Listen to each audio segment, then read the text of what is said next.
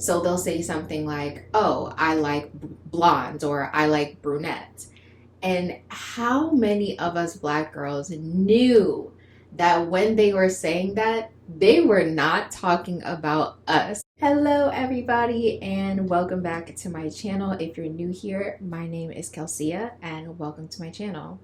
So today we're going to be talking about pretty privilege. Now, I'm sure a lot of you guys have seen this wonderful woman's video talking about pretty privilege, and this is something that I have wanted to talk about for the longest time, but from a different perspective. Now, I think that a lot of the topics on pretty privilege on YouTube have been about what is pretty privilege, how does it work, and how has it affected somebody personally. But I kind of want to talk about it from the perspective of how pretty privilege is different for Black girls. And obviously, I'm speaking from the perspective of me being a Black woman and why I think that this topic just needs to have a separate space for us. Now, the reason why I said that pretty privilege is so different for us Black girls is because we are usually the least desired women. It doesn't matter what country or continent that you go to, more than most likely men do not find us attractive, whether that just be because of racism or colorism or whatever the case is. Generally, I would say it doesn't matter if you are the most beautiful walking woman in the room.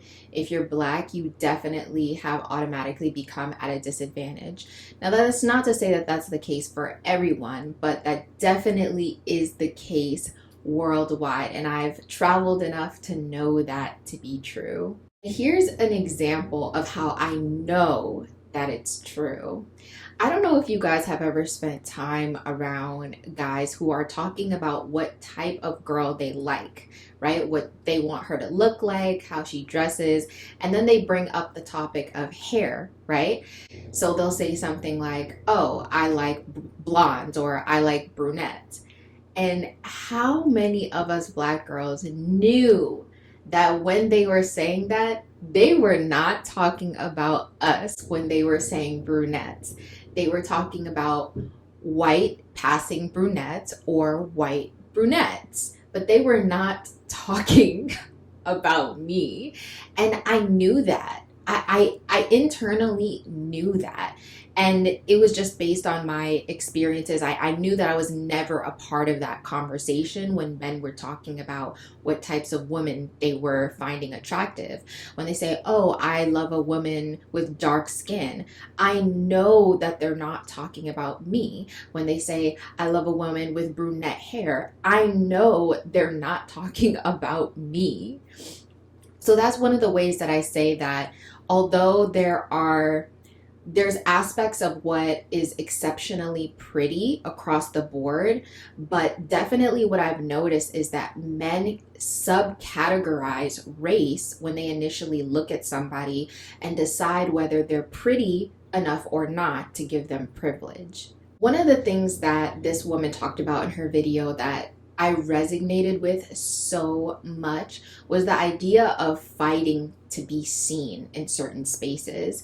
And it didn't matter if I had the best personality or if I was exceptionally smart or if I just looked really amazing that day. Because I'm a Black woman, being in certain spaces, whether it's work or whether it's education, I definitely have felt this need to overcompensate for being Black by amping up my personality or being more loud, because I knew that initially when people walked in the room, their eyes didn't gaze towards me. And she gave a beautiful example of this about talking about the concept of love at first sight and how it's so incredibly rare that you hear Black women experiencing this love at first sight moment. And it's usually because we're not seen. We're literally not seen until we open our mouths. And in my personal experience, it's been that once a guy has taken some time to get to know me, they realize oh wow, she actually brings more to the table than, let's say, this other girl or that other girl.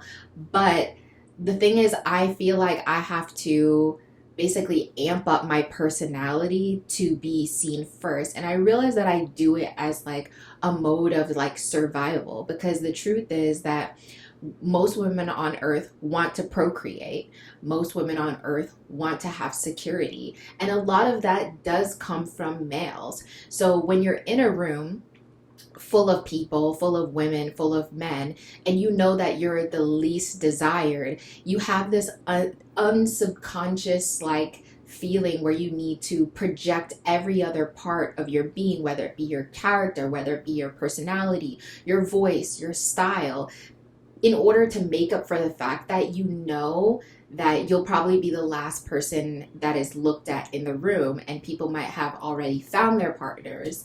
So I definitely find myself unconsciously in certain settings overcompensating for my personality, my character, just other aspects of my being, because I know that this whole love at first sight thing will more than most likely not happen for me unless the person that walks in the room intentionally likes Black women, specifically dark-skinned women. And we've seen this time and time again throughout reality shows like Love Island and like Too Hot to Handle, where the Black girl is almost always chosen last. On the first meeting where everybody gets together and they're talking about what type of guy they like, what type of girl they like, almost always the dark-skinned Black girl is in the corner crying somewhere, talking about how she can't make connections with anybody.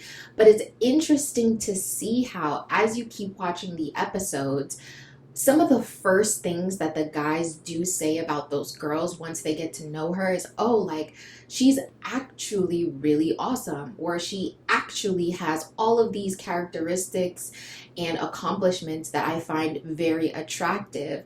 But it wasn't her beauty that attracted me to her. It was all the other things after I got to get to know her. And that's definitely been my experience. Now, I would say that within the Black community, I do feel that I have pretty privilege.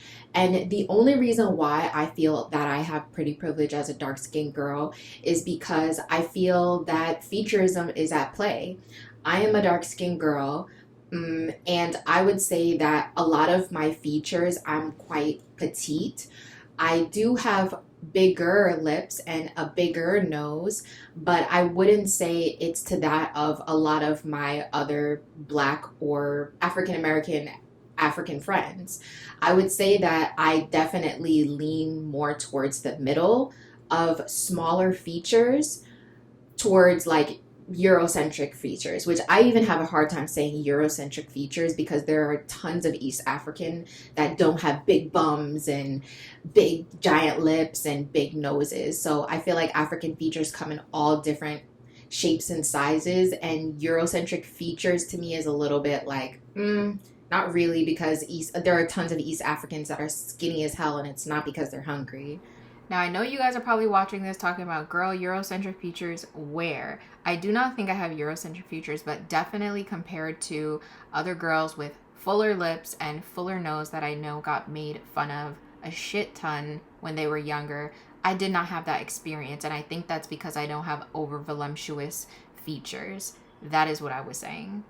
So I find that Black men who experience me when I'm wearing my hair in like a stretched out band style where it's able to show my curls, where the features that I have are more on the petite side, I do find that I get more privileges from those type of guys because featureism is just at play and the preference is a white face. So anything closest to that is more exceptional. But when it comes to guys who are not Black, I find that I have pretty privilege in the sense of I'm exceptionally pretty for a Black girl. So what I mean by that is if I'm in a room or if I'm in a space with a bunch of different people of all different races, I find that if it happened to be that there were a couple of Black women in the room that someone had to choose out of, it probably would be me. And it's simply just because it's that whole line that, you know, you hear when you're growing up as a dark-skinned black woman, like, oh, you're pretty for a black girl. Like, you're not normally what I would go for, but you're exceptionally pretty for the black girls that I have seen in my preferences. And obviously to me that is such a backhanded compliment. It's not a compliment. It's not doing what they think it's doing. In fact, it's the most unattractive thing you could probably say to me, that you find my entire race like deplorably ugly, but me, you're all right. So I don't know what guys are thinking when they tell me things like that, but it's just not the win that they think it is. And honestly, the only other times that I feel like I've experienced pretty privilege the most is when you see those type of black girls who are on social media, and to be fair, they don't got no clothes on. Like, they don't have no clothes on. It's about the oily, the buttery skin, like sitting in the sun. Like, I don't have time for that. Like, I really don't have time for that in order to be seen or put on the forefront or to be just like recognized. To like, I feel like there are men that have these like fantasies and ideas about what it means to be with a black woman or experience a black woman, and oftentimes, more than not, if you look in the media, those black women are dark. They're on the darker side. They're not the light skinned, ambiguous, mixed race girls. They're dark skinned girls. And it's oftentimes that we're presented to the world as really over sexualized, really oily, glistening, sitting in the sun and just baking it in, and our skin just the chocolate.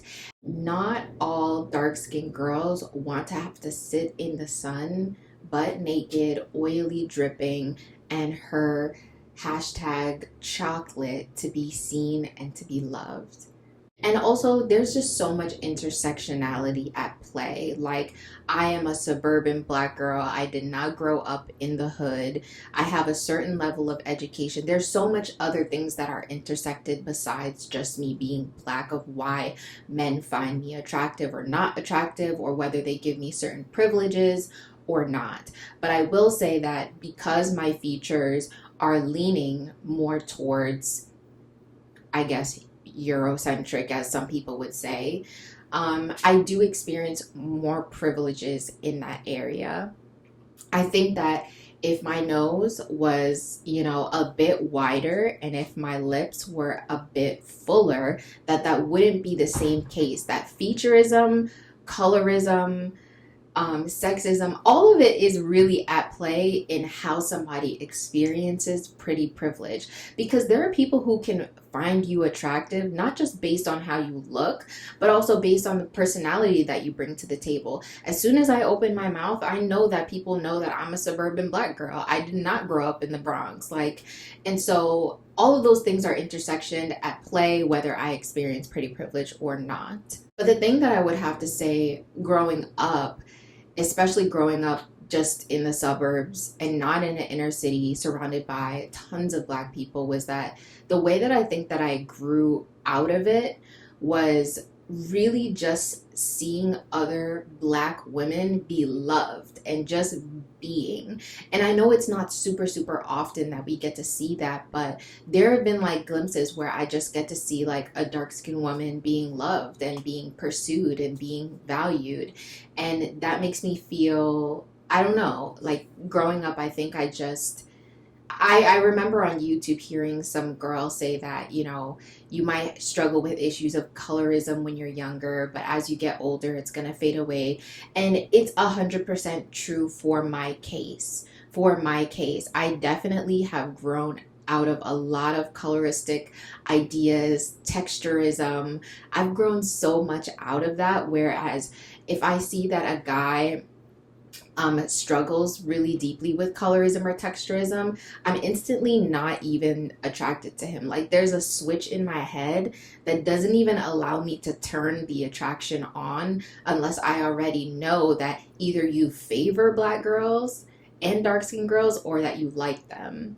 So to me, I can't even find myself being attracted to somebody who I know doesn't exceptionally love black women. Like it literally, it can't happen. And another thing that I started to do was just go where I was loved. And that was the most simple thing ever that helped. What I realized is that you cannot self-esteem your way out of colorism and out of texturism and all of these things. You can't just self-esteem your way out of it. It comes through a combination of seeing examples of just black women being loved and being cared for and being cherished, especially by other black men. I'm not just talking about non-black men. And then it also comes with you just growing into adulthood. You're maturing. You're figuring out which style looks best on you, how you want to present yourself to the world. And it also comes with like just sitting down, taking intentional time to decolonize the thoughts that you grew up having about yourself. I definitely do think that pretty privilege is wildly drastic for black women compared to non-black women, because we are put in a subcategory or a box, as many would say, where we have standards that men look for us even within our own community. I feel that my best day is average for a non-black girl. I could be me and the girl, we could have the same exact personality. We could have the same exact job, the same exact accolades. And at the end of the day, almost majority of men on earth would still choose her simply because I'm a dark-skinned black woman. And that's where I feel that pretty privilege absolutely comes into play and is totally different for black women. If you're black, you have to be exceptionally pretty. You have to be the Ryan Destinies or the Ducky Thoughts of black girls to be considered beautiful and to receive those type of privileges. Now, I know that a lot of black women that may be watching this video, this topic can either be new, where it can provide you language about your everyday experiences. Like, yeah, when I go out, why is it that I feel that I am the most exceptional person in the room? I do have the most accolades in the room, but she gets the more attention or she gets the drink. And to you, it's really mind-boggling, because it might be the most ditzy girl in the room, or a girl who's just like not funny, or like just doesn't have a good personality. And so pretty privilege is just some language that we give to you online to kind of make sense of what is happening to you. And I'm so glad I was able to grow up in this millennial / Gen Z generation where I get to actually obtain language for what is happening to me. Why am I experiencing this type of treatment by the world? And I know that watching this video, although it feels so empowering to be able to recognize something, call it out, and see it for what it is, that it's just pretty privilege, it doesn't cut any less deep. It's not any less painful. And if you're watching this and you are a black woman, especially if you are a dark-skinned black woman like me, this is one of the most painful realizations that I've ever had in life, especially within the dating scene, to know that I am the most least desired female probably on planet Earth compared to other non-black women, simply because I'm black. It is one of the most painful things that I've had to realize, even from other black men. It's the most painful thing ever, even though I feel empowered. I know what to call it. I know I'm not just in my head. I know that I literally bring so much to the table. Like, how could I be the last person that's looked at in the room as far as a potential partner? But one thing that I did realize too that helped a lot was just going where I was loved and not where I had to be exceptional or tolerated, was the best thing that I could ever do for my mental health. And that's why a lot of black women find themselves hanging around and have relationships with gay men, somebody who can really see past kind of your race and see like all the deep values and beauty that you bring to the table, somebody that's artistic, somebody that's emotionally aware and intelligent. I think that's definitely why we gravitate towards those friendships so much. But I also definitely have met exceptional men in my life that genuinely really don't have preferences. Now, at the end of the day, my preference is black men. My preference is, in fact, dark-skinned black men. But I also know dark-skinned black men are the most violently coloristic men I've ever come across in my life. They really, in general, do not love themselves and refuse to procreate somebody that looks like them. And so sitting with that reality, although it really hurts, it does give me the freedom to be more aware of what type of conversations I'm having with somebody when they approach me in like a dating scene, or somebody that just might be interested in me. It allows me to protect myself more and to guard myself, and then just to give all of myself to the spaces and the people that absolutely do see and love and value me. So that's one of the things that helped. And I just don't want to leave this video on a note of just like, oh, it just sucks to be a black woman and a lot of us don't have pretty privilege, because I know what that's like. And I'm going to be listing a list of books below that would have helped my self-esteem so much more when I was a little black girl, and articles about just body dysmorphia, colorism, things that, resources that can actually help you take intentional steps to knowing that you may not have pretty privilege in certain areas, but still being intentional about loving yourself and bringing yourself fully to tables that will fully embrace you and fully love you. I hope you guys enjoyed this video. If you enjoyed it, be sure to like and subscribe, and I'll see you guys in the next video.